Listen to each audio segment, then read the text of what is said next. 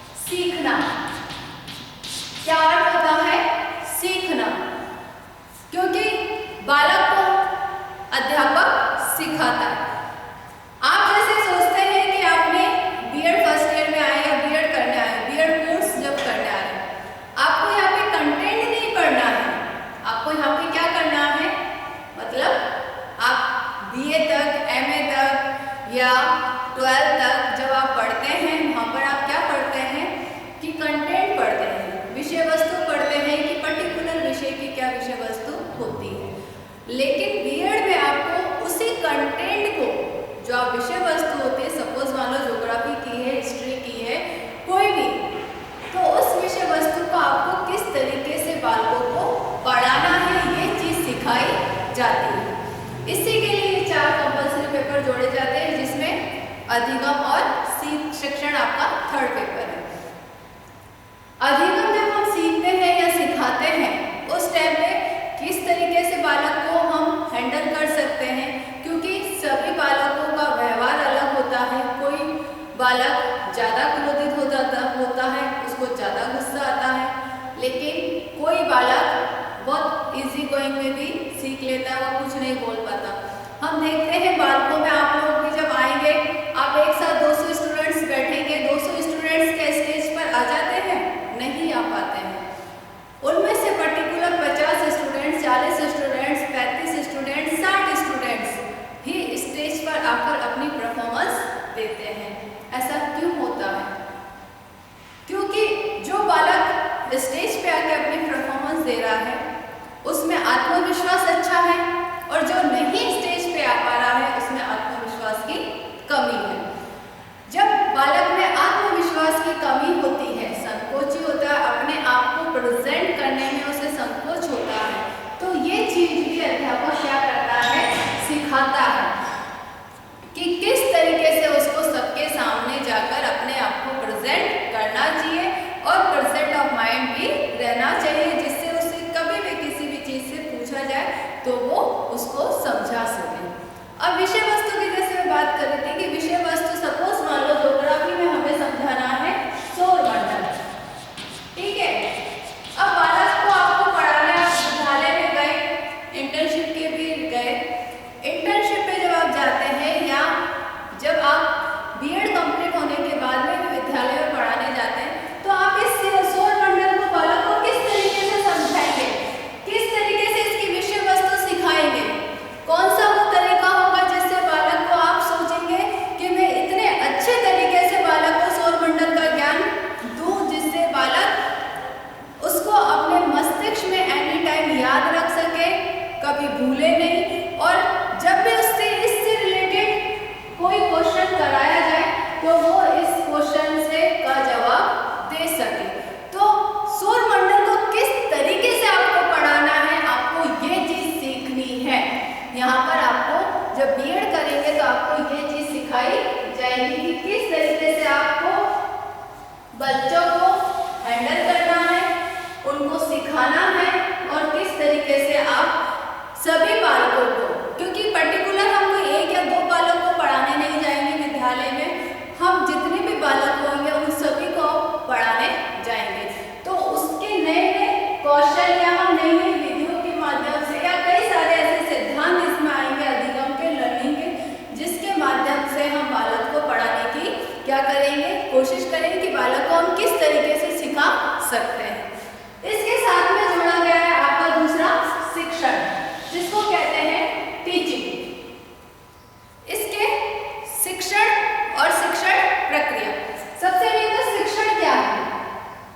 शिक्षण क्या है? टीचिंग। जब हम पढ़ाते हैं तो पढ़ाने के लिए या तो हम सिखा रहे हैं, इसका मीनिंग तो सीखना है, इसका मीनिंग पढ़ना या पढ़ाना है।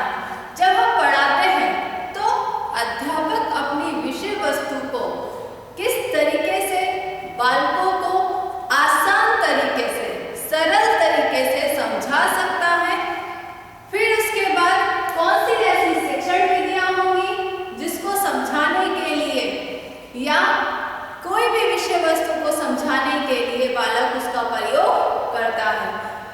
सूक्ष्म शिक्षण कौशल आएंगे इसके अंतर्गत आपके, कि कौशल कितने प्रकार के होते हैं। सपोज मान लो जब कौशल का मतलब कि जब आप व्याख्या कर रहे हैं किसी विषय वस्तु को, सौरमंडल को आप समझा रहे हैं, तो सौरमंडल के आप क्या करेंगे, अर्थ तो बताएंगे ना, उसका मीनिंग तो बताएंगे, व्याख्या तो करेंगे। तो जब व्याख्या कर रहे हैं तो यहाँ पर आप कौन सा कौशल प्रयोग करेंगे, व्याख्या कौशल प्रयोग करेंगे। और उसी सौरमंडल को आप अगर एमए या बीए लेवल पे समझाते हैं तो वहाँ पर आप कौन सा कौशल करेंगे, व्याख्यान कौशल करेंगे, क्योंकि इस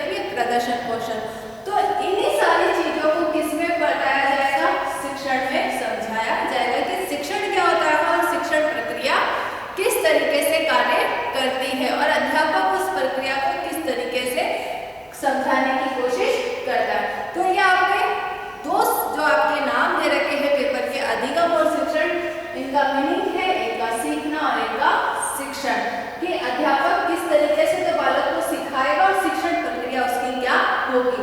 ये आपके पेपर का नाम है। अब आपकी फर्स्ट यूनिट का जो नाम है, आपकी फर्स्ट यूनिट का नाम है यूनिट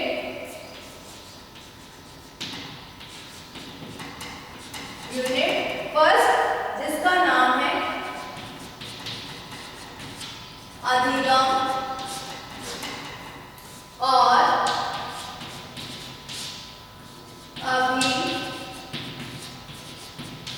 अभिप्रेरणा।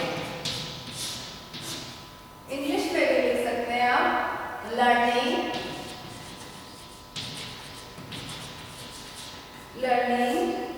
And motivation.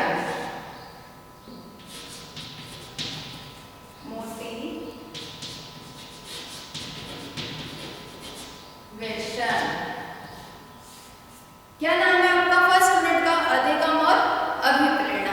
इंग्लिश में कहेंगे लर्निंग एंड मोटिवेशन। सीखने के लिए कि सबसे मेन तो इसमें फर्स्ट क्या पॉइंट आएगा? लर्निंग और अभिप्रेरणा। दो चीजें आपको इसके कॉन्सेप्ट में फर्स्ट यूनिट में आपको पढ़ने को मिलेगी कि सीखने के लिए कौन कौन से सिद्धांत है, सीखने का अर्थ क्या होता है, सीखने को प्रभावित करने वाले या अधिगम को प्रभावित करने वाले कारक कौन से होते हैं। मतलब जब हम बालक को सिखाते हैं, या बालक भी छोड़ दो, हम तो ये कहते हैं कि जब हम खुद सीखते हैं तो क्या हमें वहाँ का वातावरण प्रभावित नहीं करता? बिल्कुल करता है। आर्थिक स्थिति प्रभावित नहीं करती? बिल्कुल करती है। सामाजिक वातावरण प्रभावित करता है। हम ये कह सकते हैं लिंग के आधार पर प्रभावित करते हैं, क्योंकि हम ये कह सकते हैं कि महिलाओं के लिए, बालिकाओं के लिए जो शिक्षण व्यवस्था है वर्तमान समय में अच्छी हो गई है, लेकिन हम प्राचीन समय में उस स्थिति को देखें तो इतनी अच्छी डेवलपमेंट नहीं था। हम फिर कहते हैं कि हम वहाँ का सांस्कृतिक वातावरण देखें, वो भी प्रभावित करता है। बालक का आनुवंशिक, या हम ये से कह सकते हैं वर्ष के आधार पे, उसके आनुवंशिकता के आधार पे भी उसमें प्रभावित या वो प्रभाव पड़ता है उसका। उसकी बुद्धि के आधार पे, क्योंकि बुद्धि सभी की अलग अलग होती है। एक जैसे क्या सब सोच सकते हैं? नहीं सोच सकते। क्या एक जैसा सब कार्य कर सकते हैं? नहीं कर सकते। तो बुद्धि का भी इफेक्ट पड़ता है सीखने के ऊपर। रुचि, इंटरेस्ट, क्या सबकी रुचि एक जैसी है? बिल्कुल नहीं है। किसी को हम ये कह सकते हैं गाना गाना पसंद है, किसी को डांस पसंद है, किसी को कुकिंग पसंद है, किसी को पेंटिंग पसंद है, किसी को हम ये कह सकते हैं बोलना पसंद है, किसी को कोई अदर कार्य करना पसंद है। तो सबकी अलग अलग रुचि होती है, एक जैसी रुचि नहीं होती। सृजनात्मक क्रिएटिविटी सबकी अलग होती है। कोई बालक बहुत क्रिएटिव होता है, बहुत मतलब हम ये कह सकते हैं इंटेलिजेंट नहीं है, लेकिन क्रिएटिव माइंड है। कुछ ना कुछ जोड़ तोड़ के वो उन चीज़ों का निर्माण कर लेता है, या उसको किसी भी तरीके से, कि जहाँ पर सपोज मान लो हमें प्रयोग करना है ज्वालामुखी का प्रयोग करना है। अब हमें घर में है बच्चों को, या हमें सिखाना है, तो हम क्या करेंगे? एसिड विनेगर, हमें विनेगर जो होता है वो हमें नहीं मिला, तो हम क्या करेंगे? इनो लेंगे और पानी डालेंगे। उससे भी हम बालक को उस प्रक्रिया को कर बता सकते हैं। हमने क्या करा, जिस जगह पे या हमारे पास में सपोज मान लो एसिड है और सोडा है या सरफ है, उसको हमने डाला और उसके अंदर सोडा या सरफ डाला, वो भी ऊपर आएगा। बहुत सारे तरीके हैं। तो हमने क्या करा? क्रिएटिविटी दिखाई कि जहाँ पर हमें कोई अदर चीज़ का प्रयोग करना था, हमने पानी में इनो डाल के भी बालक को प्रक्रिया करके बताई कि किस तरीके से ज्वालामुखी की जो पदार्थ है वो बाहर निकलते हैं, गर्म उबलकर लावा बनकर। तो हमने क्या करा? सिखाया बालक को। ठीक है, तो सारे अधिगम को प्रभावित करने वाले कारक क्या कर रहे हैं? प्रभाव डाल रहे हैं। वहीं पे आता है दूसरा मोटिवेशन। बालक अभिप्रेरणा या प्रेरणा के माध्यम से भी सीखता है। अपने आइडल से सीखेगा, अपने पेरेंट्स को देख के सीखता है। पेरेंट्स उसके लिए आइडल होते हैं, या आइडल कोई अदर व्यक्ति भी हो सकता है। अभिप्रेरणा हम कोई थॉट से भी बालक प्रभावित होता है, उसको अपने जीवन में अपना थॉट को भी, उससे भी उसको अभिप्रेरणा मिलती है। हम ये कह सकते हैं कई जो महापुरुष हैं उनके द्वारा भी बालक उनकी जीवनी पढ़ करके अभिप्रेरणा से प्रभावित होता है, उससे भी वो सीख सकता है। तो मोटिवेशन भी बालक के लिए, पुरस्कार जो होता है, बालक ने कार्य करा, कोई कंपटीशन में पार्टिसिपेट करा, फर्स्ट सेकंड थर्ड आया, उसको हमने पुरस्कार दिया, पुरस्कार के माध्यम से बालक क्या हुआ, मोटिवेट हुआ, प्रभावित हुआ और सीखने की उसने और कोशिश करने लगा। तो फर्स्ट यूनिट में आप जो पढ़ेंगे वो ये पढ़ेंगे अधिगम और अभिप्रेरणा। इसमें फर्स्ट टॉपिक आएगा आपका अधिगम का अर्थ। अधिगम पढ़ेंगे, इसमें हम उसका अर्थ, परिभाषा और फिर पढ़ेंगे अधिगम को प्रभावित करने वाले कारक। अधिगम को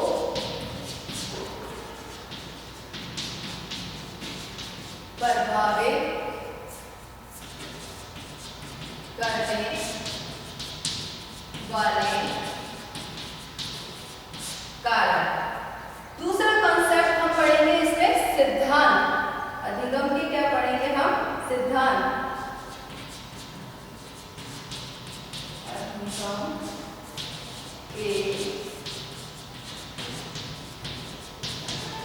सिद्धांत। अधिगम के सिद्धांत जो आएंगे आपका आएगा संज्ञानात्मक।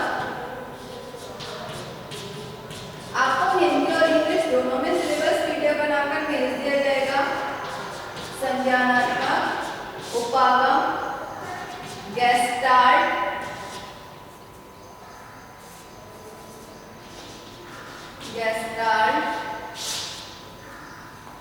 गेस्टाल्ट में आएंगे कॉफका, कॉहलर, ये मनोवैज्ञानिक, वर्गीकर, ये मनोवैज्ञानिक है जिन्होंने अधिगम से रिलेटेड सिद्धांत दिए हैं। फिर इसी में आएंगे व्यवहार, उपागम। अब व्यवहार उपागम में भी अधिगम से रिलेटेड सिद्धांत दिए। सिद्धांत जो आएंगे संज्ञानात्मक उपागम के आएंगे और व्यवहार उपागम में आपके सिद्धांत दिए पॉवलव, थॉर्नडाइक,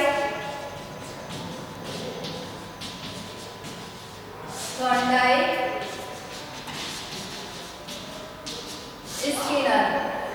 फिर आपका नेक्स्ट सिद्धांत आएगा सामाजिक संज्ञानात्मक।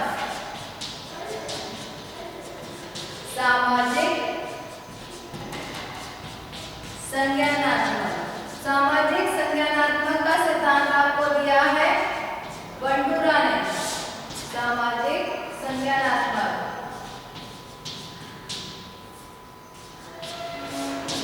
बंटूरा।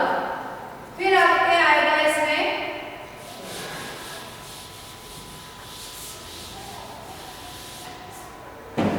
सेकंड का ए, सेकंड का बी और सेकंड का ही सी।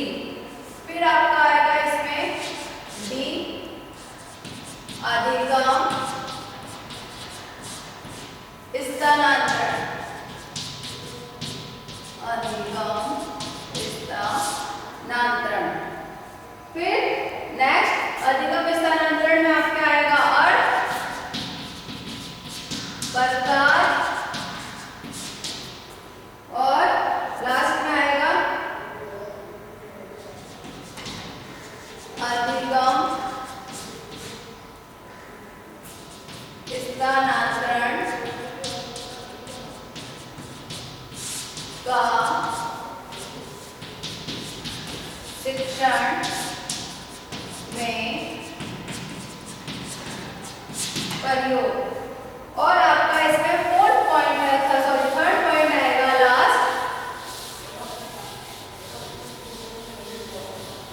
लास्ट थर्ड पॉइंट आएगा अभिप्रेरणा।